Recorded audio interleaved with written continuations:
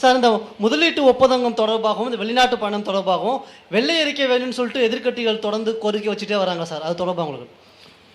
அமெரிக்க பயணத்துக்கு முன்னதாகவே உங்களை சந்தித்து தமிழ்நாட்டில் கடந்த 3 ஆண்டு காலத்தில் வந்த முதலீடுகளை பற்றி நான் விளக்கமாக சொல்லியிருக்கிறேன். அது மட்டும் இல்லாமல் தொழில்துறை அமைச்சர் அவர்களும் அது குறித்து புள்ளி விவரங்களோடு விளக்கி இருக்கிறாரு. சட்டமன்றத்தில் தெளிவாக அவர் சொல்லியிருக்கிறாரு. அதை குறிப்பாக எதிர்க்கட்சி தலைவர் மட்டும் இல்லை, எதிர்க்கட்சி தலைவராக இருக்கக்கூடிய எடப்பாடி பழனிசாமி அவர்கள் படித்து பார்த்து தெரிஞ்சுக்கிட்டு சொல்லணும்.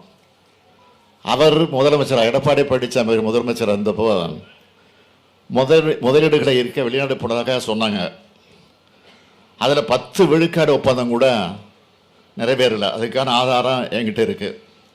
அதை சொன்னால் உள்ளபடியே இது அவருக்கு பெரிய அவமானமாக இருக்கும். அதனால் தவிர்த்துறேன்.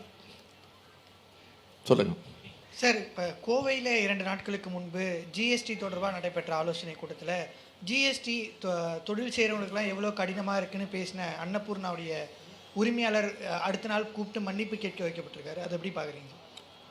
ஜிஎஸ்டி குறித்த தொழில் முனைவோர்களின் நியாயமான கோரிக்கைகளை அவர் முன்வைத்தார் என்பதற்காக அதனை ஒன்றிய அமைச்சர் கையாண்ட விதம் என்பது ரொம்ப எடுக்கப்பட வேண்டிய ஒன்று.